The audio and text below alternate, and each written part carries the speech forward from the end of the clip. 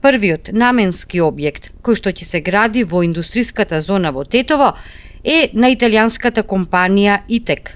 Инвестицијата е од областа композитни делови.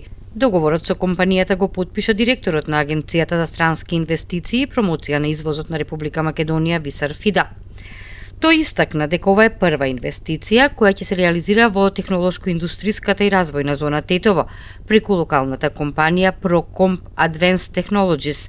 Инвестицијата е од областа на композитните материјали и ќе чини 5 милиони евра, а со тоа и во првите 2 години ќе донесе 150 нови вработувања.